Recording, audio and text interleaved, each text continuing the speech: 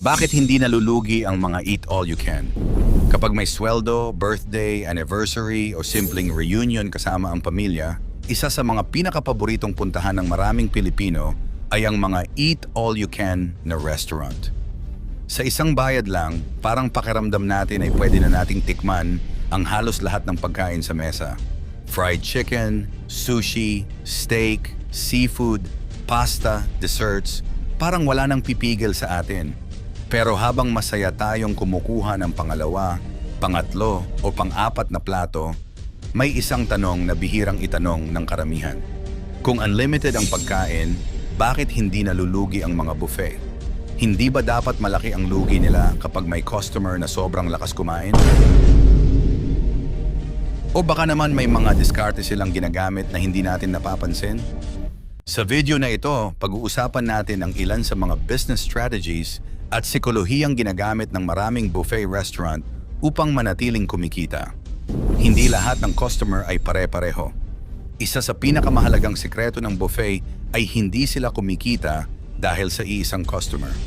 Kumikita sila dahil sa average ng lahat ng kumakain sa isang araw. May mga taong 2 plato pa lang ay busog na. Mayroon ding mas maraming oras ang ginugugol sa kwentuhan kaysa sa pagkain. At mayroon ding customer na puro desserts lang ang gusto. Oo, may ilan talagang malalakas kumain. Pero mas marami ang hindi nakakaubos ng pagkain na katumbas ng halaga ng kanilang binayad. Kaya sa kabuuan, nananatiling kumikita ang restaurant. May dahilan kung bakit ganito ang ayos ng buffet. Napansin mo bang kadalasan, ang unang makikita mo ay kanin, pasta, noodles, tinapay, at iba pang pagkaing mataas sa carbohydrates? Hindi ito basta simpleng pag-aayos lamang. Ang mga pagkaing ito ang pinakamabilis magbigay ng pakiramdam ng kabusugan. Kapag napuno mo agad ang tiyan mo sa mga ito, mas kaunti na ang makakain mong steak, hipon, salmon, o iba pang pagkain na mas mahal ang puhunan. Kaya bago ka pa makarating sa dulo ng buffet table, posible ng kalahati ang espasyo ng tiyan mo. Bakit parang ang liit ng plato? Isa pang bagay na madalas hindi napapansin ay ang laki ng plato. Sa maraming buffet, hindi ganoon kalalaki ang ginagamit nilang plato. At may paliwanag dito, kapag maliit ang plato, mas mabilis itong mapuno sa paningin natin. Kapag nakita ng utak na puno na ang plato, nagkakaroon tayo ng pakiramdam na marami na tayong nakuha kahit hindi naman talaga. Bukod pa rito, kailangan mo pang tumayo at bumalik sa buffet station kung gusto mong kumuha ulit. Habang ginagawa mo iyon, unti-unti ring nararamdaman ng katawan ang kabusugan. Ang no leftover policy, isa sa mga patakarang halos lahat ng buffet ay meron ay ang no leftover policy. Maganda itong paraan upang mabawasan ang pagtatapon ng pagkain. Pero meron din itong epekto sa pag-uugali ng customer. Dahil may karagdagang bayad kapag may natira, mas nagiging maingat ang karamihan sa pagkuha ng pagkain. Sa halip na tambakan ng plato, paisa-isa na lamang ang kinukuha. Mas kaunting pagkain ang nasasayang at mas kontrolado rin ang gastos ng restaurant. Kapag nakikita natin ang buffet table, parang lahat ng pagkain ay pare-parehong mahal.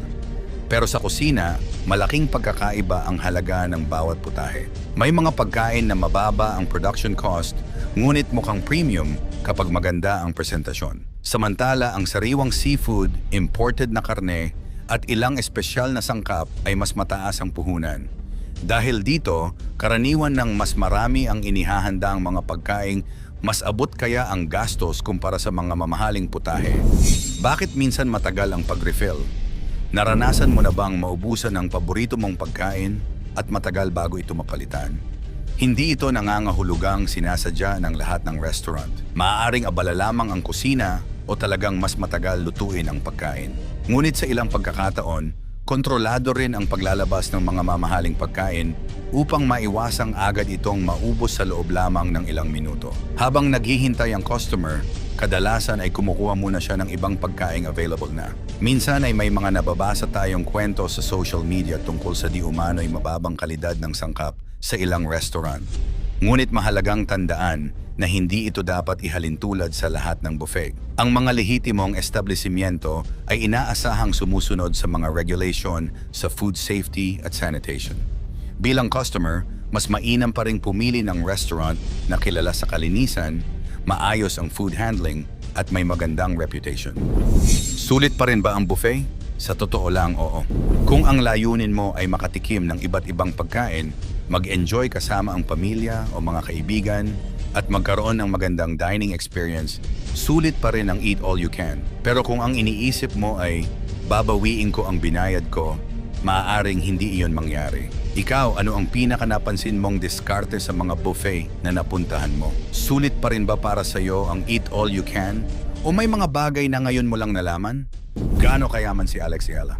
Kung may isang atletang Pilipino na pinag-uusapan ngayon sa buong mundo, malamang naiisa ang pangalan na agad na papasok sa isip ng marami, si Alex Ayala.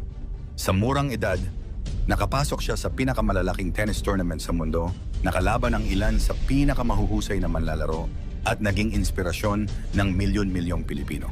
Ngunit kasabay ng kanyang kasikatan, isang tanong ang madalas ding lumalabas. Si Alexandra Alex Ayala ay ipinanganak noong Mayo 23, 2005. Bata pa lamang ay nahilig na siya sa tennis. Malaki ang naging impluwensya ng kanyang pamilya sa kanyang paglaki. Ang kanyang ina, si Riza Maniego Ayala, ay dating national swimmer at SEA Games medalist, habang ang kanyang ama na si Mike Ayala ay isang negosyante. Lumaki si Alex sa isang pamilyang nagbibigay halaga sa edukasyon, sports at disiplina. Sa kanyang murang edad, napansin na agad ang kanyang talento sa tennis. Habang karamihan sa mga bata ay naglalaro lamang bilang libangan, si Alex ay nagsimula ng lumahok sa iba't ibang lokal at international junior tournaments. Habang tumatagal, lalong lumilinaw na hindi ordinaryong talento ang taglay niya. Isa sa pinakamalaking turning point ng kanyang buhay ay nang matanggap siya sa Rafa Nadal Academy sa Mallorca, Spain. Isa ito sa pinakakilalang tennis academy sa buong mundo na itinatag ang 22-time Grand Slam champion na si Rafael Nadal. Hindi biro ang pagpasok sa akademyang ito.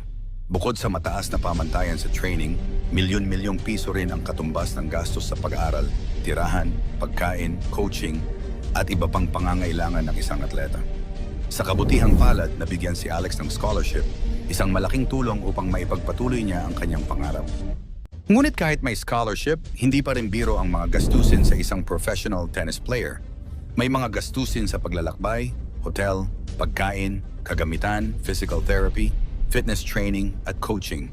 Maraming pagkakataon na mas malaki pa ang gastos kaysa sa premyong napapanalunan sa maliliit na torneo. Ito ang realidad ng professional tennis. Hindi sapat ang talento lamang. Kailangan din ng malaking suporta, tiyaga at tamang pagpaplano.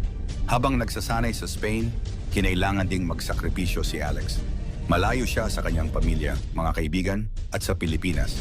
Maraming beses niyang ibinahagi sa mga panayam na hindi naging madali ang kanyang buhay sa ibang bansa. Dumaan siya sa homesickness, pagod, pressure at matinding kompetisyon laban sa ilan sa pinakamahuhusay na batang tennis players sa buong mundo. Ngunit sa halip na sumuko, lalo pa siyang tumatag. Noong 2022, isinulat niya ang kasaysayan ng maging kauna-unahang Pilipino na nagwagi sa isang Junior Grand Slam singles title matapos manalo sa US Open Girls Singles Championship. Isa itong napakalaking tagumpay para sa Philippine tennis. Ngunit alam ni Alex na ang junior success ay simula pa lamang. Mas mahirap ang paglipat sa professional circuit. Sa professional tennis, halos bawat linggo ay may torneo. At bawat pagkatalo ay may katumbas na pagkawala ng ranking points at kita. Sa loob ng ilang taon, patuloy siyang lumaban sa ITF at WTA tournaments upang unti-unting umangat ang kanyang world ranking. Ang pinakamalaking pagbabago sa kanyang karera ay dumating noong 2025. Sa Miami Open, isa sa pinakamalalaking torneo sa WTA Tour, nagulat ang buong mundo nang talunin niya ang ilan sa pinakamalalakas na manlalaro at umabot hanggang semifinals. Dahil sa kanyang magandang performance, milyon-milyong piso ang kanyang napanalunang prize money sa iisang torneo pa lamang. Mula noon, tuloy-tuloy na ang pag-angat ng kanyang ranking at lumaki rin ang kanyang kinikita sa bawat torneo. Bukod sa prize money, nadagdagan din ang kanyang endorsements, kabilang sa kanyang mga sponsor ang Nike para sa kanyang sports apparel at Babolat para sa kanyang tennis racket at iba pang kagamitan. Sa mundo ng professional sports, malaking bahagi ng kita ng isang atleta ang nanggagaling sa sponsorships, advertising at commercial partnerships. Gayunpaman, mahalagang tandaan na ang prize money na inaanunsyo sa mga torneo ay hindi pa netong kita. May mga kaltas pa rito tulad ng buwis, bayad sa coaching staff, trainer, physiotherapist, travel expenses, accommodation, at iba pang gastusin sa buong taon. Sa kabila nito, malinaw na isa na si Alex sa mga pinakamatagumpay na atletang Pilipino sa kasalukuyan. Sa edad na 20, tinatayang nakalikom na siya ng mahigit $1 milyong sa career prize money, bukod pa sa kanyang sponsorship deals at iba pang commercial partnerships. Ngunit kung tutuusin, hindi pera ang pinakamalaking tagumpay ni Alex Ayala. Ang tunay niyang yaman ay ang disiplina, ang kakayahang magsimula muli matapos matalo, ang tapang na makipagsabayan sa pinakamahuhusay sa mundo. Sa bawat laban niya, dala niya hindi lamang ang kanyang pangalan kundi pati ang bandila ng Pilipinas.